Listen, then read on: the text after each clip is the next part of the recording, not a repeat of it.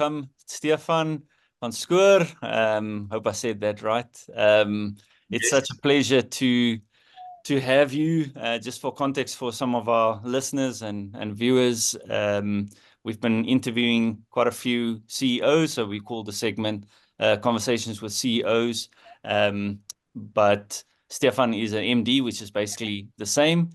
He has a background in accounting. He's worked for some multinational, quite large, big companies, and also for some in the agricultural sphere, and then went off and started his own. Not allowed. I don't know if I'm allowed to say the name, but you can share a little bit more about that. But yeah, so he's the managing director. And just for a little bit of context, in our 8-month cohort program where we have young marketplace leaders, we regularly get in senior leaders to come share their stories and share the lessons that they've learned. And Stefan came into the Pretoria cohort and shared, and there were just so many encouraging things that were shared that we felt like we needed to record this in order to get a record of this in order that we can share it with some of our other cohorts in other cities as well. I hope some of those same things come out again, but by the will of the Spirit, even better things might come out as well.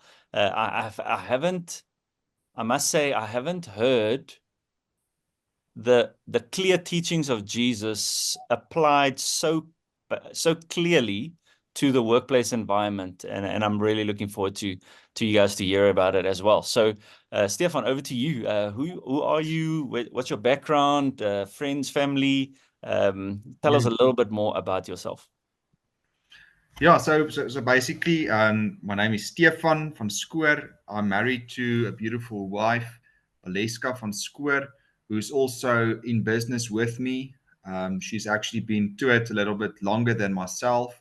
She resigned about 3 years before me and built up an amazing company, which I fully joined last year, November. And yeah, we have two children, a son who's turning 4 years in September, and a daughter who's now almost 6 months old. So yeah, I'm quite busy at home, but a proud father and great to be part of such a loving family.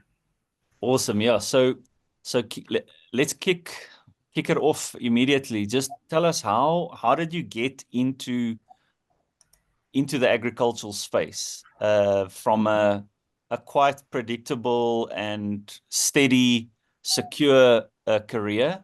Both your wife Yeah. being an engineer, you being an accountant, um, Mm, chartered accountant, and now in a very risky venture, in farming. So what was mm. the journey? Take us through that.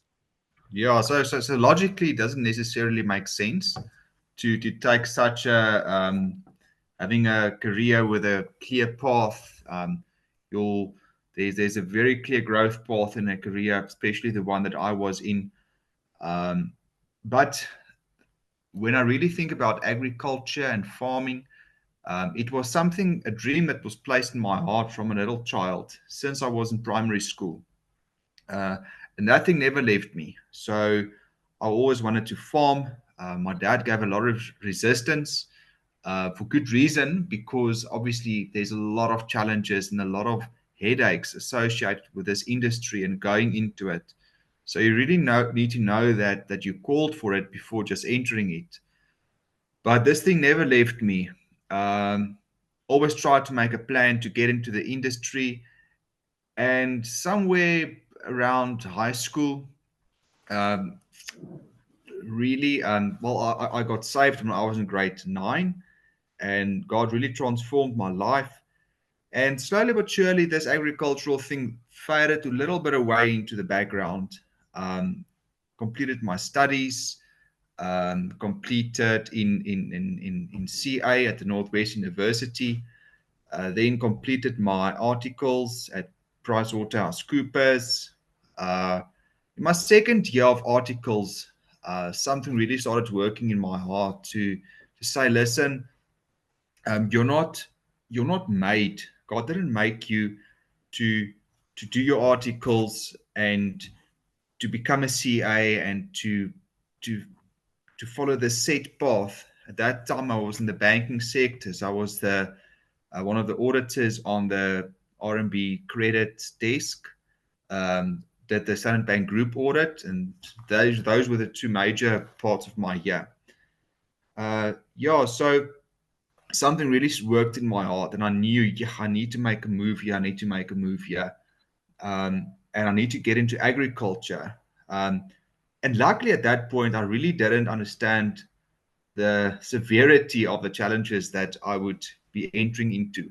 Um, but if I did, I might not have taken the risks and might not have Mm. made the decisions. Although I'm glad now that I have taken those small steps. So yes, that's where it came from. At that point, at the end of my second year, my wife and I really started looking for pieces of land. I'm not sure how I was able to convince my wife to enter into this industry with me. To be honest, it's quite uh, she really saw something in me, or she believed, well, I convinced her somehow, not sure, but she entered into this thing with me. She has always been an entrepreneur at heart, so she's been selling things and making money ever since she was at school. And the same with me. My dad always joked and said, why do you always want to make money from something? Why can't you just enjoy it? And I think it's just in my DNA to take something, to make it better, and to sell it, and to make a profit. And I think that's it's not something to be ashamed of, or something that's not part of God's plan. I think that's how God works. Because if we add the value, you make life better, then profit is actually quite it's part of it. Mm. So yes, then we bought a piece of land. In my third year of articles, I was still at PwC. Um, Made a plan to buy that land, because at that point, to to to buy a piece of land, the banks required, for this specific piece, they required a 60% deposit, Mm. and I didn't have that much saved up. So I had to somehow get, I think at that point it was 300 to 400,000 rand in cash, which was a lot for someone who just Mm. started working. Mm. So I used all my savings that I built up ever since I was a child. And then we had to take out loans, personal loans. My father lent a hand and borrowed us some money. Um, and I think within a year, we paid back everything, Mm. because there were so many things that when you really want to make something work, opportunities arise, and you can sort of take hold of it. So yeah, and but now we have great careers. I'm Mm. doing the CA route, and at that point, I was able to go into still in auditing, but more within the agricultural space. So I did a change there. I moved to a different division within PwC, where I audited AFGRI and Ubaro and a few other non-agri clients. But that gave me a lot of exposure, direct Mm. exposure. And my wife was an engineer at the CSIR. And at that, uh, when I was auditing these agricultural clients, it fascinated me. Not Mm. the auditing part, but to know how these businesses work, Yeah. how they make money, and how they operate. And then I had an opportunity to join one of my clients, Ubaru. At that point, I think the role I applied for there was financial and business analyst. It sounded amazing, and it was amazing. And then within 5 years, I had a growth path there. Um, Last year, I was in the exco of Ubaro. I was working very closely with the financial director at that point, um, which is basically the CFO, Mm. and learning so much, working so closely, and being so privileged to get that exposure. And then at that point, my wife was on the at the farm and running the business now for almost 2 3 years. She had a son. She had a son in the meantime, and then she just got pregnant with our second child. And at that point, it was a more difficult pregnancy. And then we realized, yeah, my wife will have to actually go on maternity leave. Mm. And everything was so, um, I mean, it was a fully fledged business. So it's not that she can go on maternity leave and we pick things up after that. We can Mm. lose the business. We Yeah. can lose the clients. Um, it is a going concern, and everything. There's something that needs to happen every single day, and people need to stay efficient, and we need to make sure that everything runs smoothly. And if you just take Valeska out of it, there'll be nothing left. Mm. So I had to really make a decision at that point to say, listen, do I take this leap of faith and join the business? And at that point, uh, really, really prayed about it. And one thing I realized is I was I was in the agricultural sector. I was a CA doing amazing work, getting a lot of exposure, but it didn't require any faith, Mm. because I was good at my work. I was really good at it. I enjoyed it, but I didn't really. I was in a comfort zone because I was great at what I do. The paycheck comes in every month, um, but I didn't have to live so close to God in such a dependency as what I was about to enter. Mm. And I felt such I went through a whole process of really pressing in and making this decision. And then I had a lot of peace that I should follow this into this purpose that I believe I was called into. Um, and everything wasn't exactly right. I mean, I should have saved up a lot more before making this decision, probably. The business um, should have probably been a little bit bigger, and I would have liked to have less debt in making a decision like that, business wise. But that's a decision that I had to make at that point. And I stepped out Mm. of faith and I joined. And now we are 7 months into it. And I can I can honestly say in the beginning, in December month when I started on the business, uh, there were so many things that I could do. I was just Mm. basically asking God from day to day, Lord, what do you want me to do today? What do I need to focus on today? And then I forget about the rest. Mm. Because if I just do what God wants me to do that day, then it will work. Um, and I had to really make sure that I don't just follow my own mind and I'll Mm. do a little bit of this, a little bit of that. I need to be tuned in, into what I need to do every single day.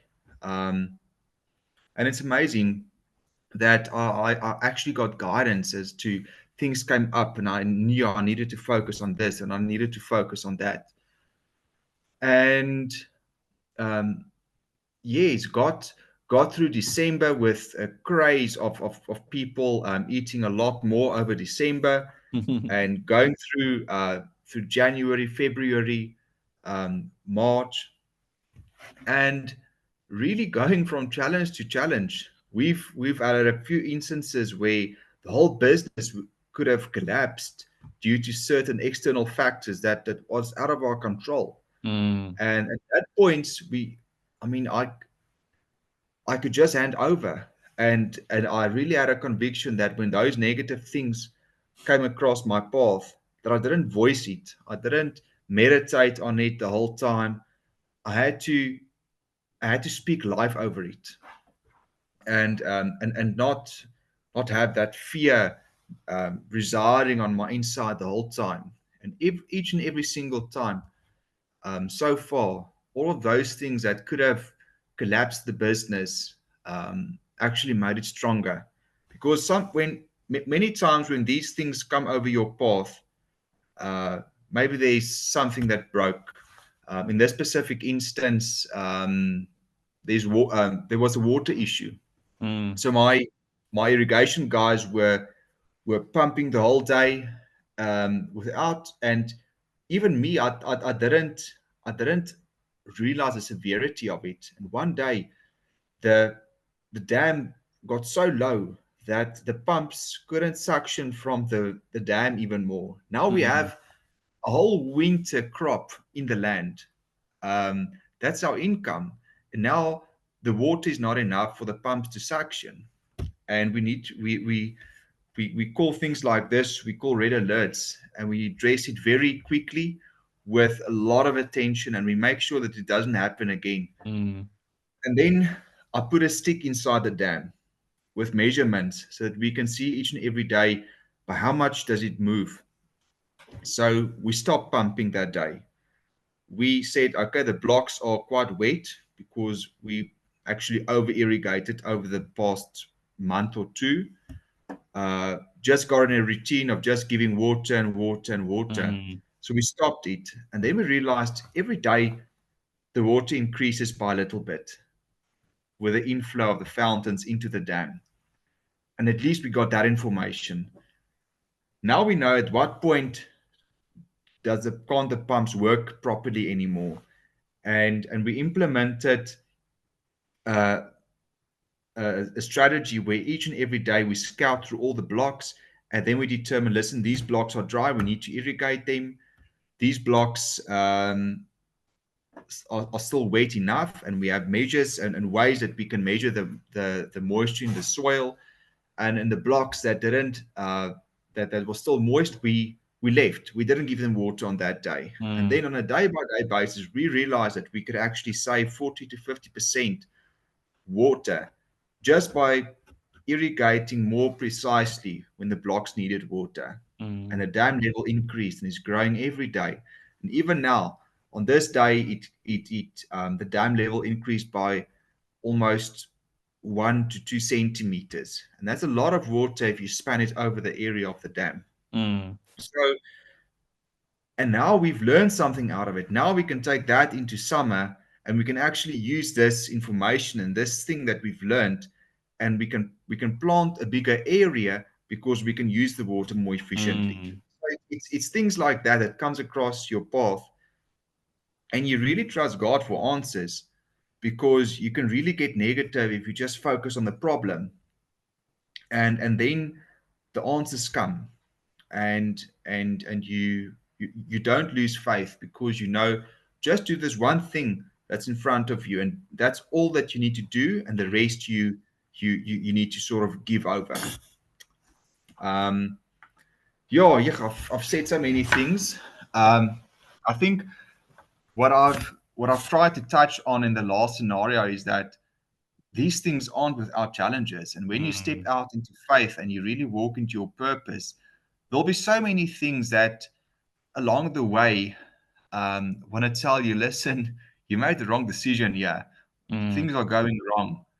But as you navigate through these challenges, not on your own, but with God on your side, then these things work out, and you get small things that you can fix and that you can work on. And it's not like everything is fixed now. Even now, we're sitting with challenges and things that we are wondering about, but we don't take it all on ourselves. Mm. No, that's so encouraging to hear. Like, I think to take a business, to have to trust in the Lord so much and not knowing the outcome, just forces you to your Mm. knees and like asking um God for advice how to move forward. I think one of the things you shared on was just some of the mistakes you guys made with regards to hiring, and Mm. then changing your hiring practices. Maybe share some of Yes. those like lessons that you Okay. guys have learned, because I mean, obviously hiring the wrong person, that just Mm. prolongs, it causes a lot of damage and prolongs the whole process, and now you still have to find the right Yes. person. So what are some of those lessons you learned there? Yeah. So obviously, as you grow your business, you need more people, but it's not just about the numbers. You need to get the right people. And I'm always reminded of that story in the Bible of Gideon, where Mm. there were so many people that could actually be part of his army, but then they were filtered down to the way that they drank water. And I think at the end it was like 100 soldiers. It was like a very small amount, and and those were the right ones. The ones that didn't have fear, the ones that didn't want to withdraw. Those were the ones that actually formed part of the army and that they got the victory. And in Mm, business, it's the same. It's better to work with less people and get the right people with character. It's mm, not about skill, it's about character.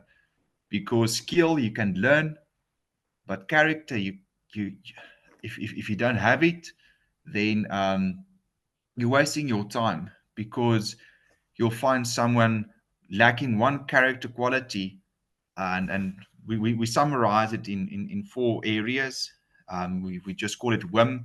So it's work ethic, humility, integrity, and maturity. Those are the four characters that we test in a lot of detail in the interview. So our interview process is a bit different than mm, what you'll find at a corporate because we really delve into people's character. And if we can to a large degree know that a person, through what he has gone through in his life, through his upbringing, how his parents brought him up, if there's character qualities that if that is proven within that person, then that person is a very big asset within your business because he will drive the business, mm. he will build the business, he will continue to do what he must do even while you're not there, Yeah. even while you're going out to clients and getting new business. So um yeah, when it's always interesting because then you ask yourself as you assess people against these character qualities, and then you ask yourself, yes, do I still have all four? Do I maybe lack some of these? And then you need to be honest and you say, listen, sometimes I'm a bit immature. The way I react is towards certain situations is not really mature, and sometimes I question my integrity for how I act when I'm around people and when I act when I'm alone, and those things should align if you really have integrity. So, yeah, just having a mirror and reflecting it on yourself, and to know where really you really need to grow your own character. And um, but yes, as a business owner now, I really I'm looking for people with all these character qualities, and one of them, as an example, is to you're looking for people who goes the extra mile, like the Bible says, Mm, who doesn't just do the minimum, who works so clearly within their work specifications. You're actually looking for someone, and you need someone who will do all of their work and then do much more, because that's the only way that if you have people that um, that help you carry this massive burden, then it makes it all worthwhile. It makes it possible, and you realize how dependent you are upon all these amazing people that's working for you, and I've seen that it's not a problem to pay decent to really reward these employees who mm, have these character qualities, because they deliver so much more value mm. than the actual salary that you are paying them. Sure. Yeah. No, it seems like it's also a great vehicle to disciple your employees because you're always Mm, thinking through, like, okay, and they know because they've gone through the interview process, they know that you care about work ethic, integrity, maturity, humility.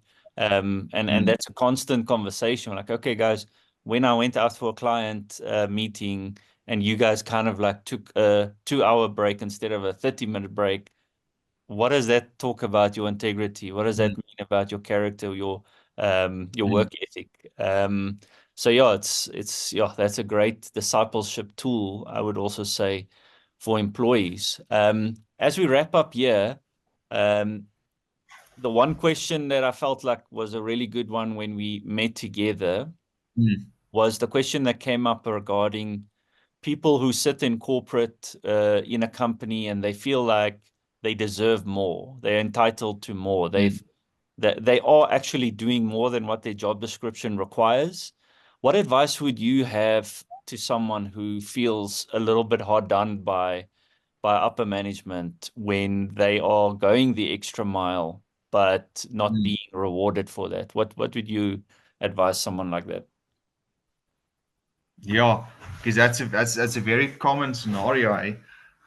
Sometimes I wonder, um, because there's different measurements. Many times you feel like you're going the extra mile, um, and there's perception. Many times you are going the extra mile. Many times it's you think you are, but the scope where you can actually improve and grow in is so much more. So I think there's perspective on that. But to go the extra mile and to expect an instant reward, it's not how it works. Mm, Going the extra mile and going beyond your job description, that should be standard for any Christian, really, mm, because the Bible says you should go the extra mile. Jesus said that. Um, you should carry one another's burdens. mm, So as you as an employee should help carry this big burden of your employer, and actually mm, seek to take some of these responsibilities not away from him, but to help him to carry this big role that he is sitting in. Uh, that is uh, that is something that really changes. And the reality is, many times when you're going this extra mile, people do know it. mm, People do see it. As a business owner and as an employer, changing positions from being an employee, at that point also employing people under me. But it's different when you're the business owner. You really mm, know, you know that you know who's helping you carry these burdens. mm, And you also know who doesn't. When knockoff time comes, 4 o'clock, it's not even 4 o'clock, it's 5 to 4, and they already sit with the bags on their laps waiting to go mm. home. Yeah. That's not the way to go. Um, and to trust God to reward you.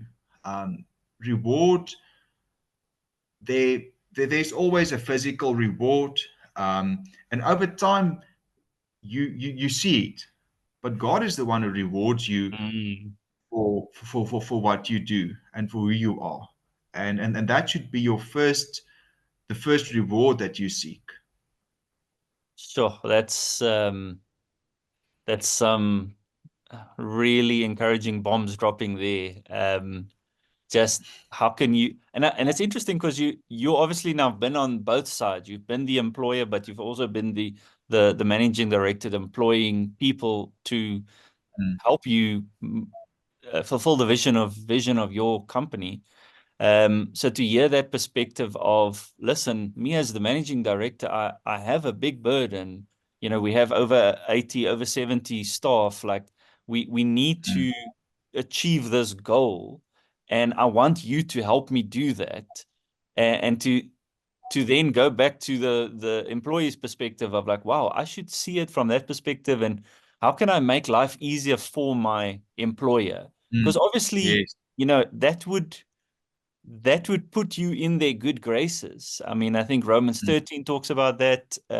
Colossians 3 talks about that. How can you work as if you're working for the Lord? How can you, Mm. even the parable of the talents talks about that.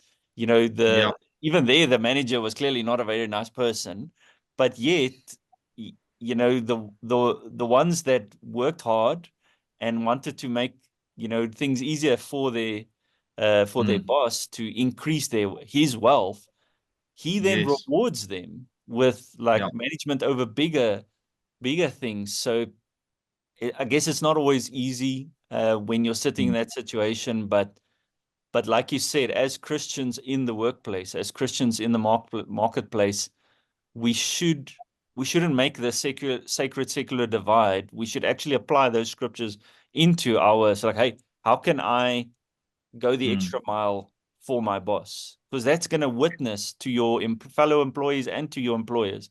How can I Yes. work as if I'm working for the Lord? How can I be faithful? How can I seek to be a salt and light in this environment by just applying Mm. some of Jesus's words, some of Paul's words? So, Yes. yeah, thank you very much for that perspective. I think it's deeply needed, and it's good to start that conversation and ask us, Mm. because sometimes it's also just a contentment issue. It's Mm. like Romans talks about, do not be conformed by the pattern of this world. And unfortunately, this world is saying, but you must climb the ladder, you must climb the corporate Yeah. ladder, you must Yeah. upgrade your car, you must upgrade your house, you must upgrade the suburb you live in, you must shop Mm. at this shop, not that shop. And if you're not doing that, something's wrong. And I Yeah. could see the discontent going towards your employer, be like, okay, but Stefan, why aren't you paying me more? You know, Yeah. but as a Christian, you actually should be content, which is Mm. some of what like the hardest things to do. But Yeah. be trusting the Lord, like what you said earlier, just trusting the Lord for him to Mm. provide, for him to be there with you. And that probably also applies to like matters of injustice. So it's not just Mm. about you getting a Yeah. salary increase, but it's also like if Yes. something is clearly a bit off in your workplace. How do you trust Mm. the Lord during that, and continue to make things easier for your boss? Continue to work hard and have good work ethic and be humble and show character and integrity. So yeah, Yes. thank you very much. Yeah, thank you very much for that, and for just your time and the input. And I think this will be very encouraging. And yeah, praying for I hope so. your business, for agriculture, and yeah, we're so grateful. We buy from Woolies and Pick and Pay, so we're grateful that you supply them so we can eat your food. That because at the end of the day, if there's no farmers, there's no food for anyone. So Yeah. super encouraged, and yeah, looking forward to when we have this conversation again in 10 years. Like, what else did you learn? Like, are you exporting all your things all over the world, and move from 80 employees to like 200? Yeah, so super Yeah. encouraged and grateful that you took the time to talk with us tonight. No, it's only a pleasure, and thanks for inviting me. And if we go into the future, what I've realized is the only way that the business can really grow is if I grow. If Mm, I'm open to to build my own character and go through that growth and that change that hurts. But that is the only thing. If I grow and I'm a good steward with what I have, then God can entrust me with more. mm. Amen. What a good note to end on. Stefan, thank you. All the best. See you All again. the best.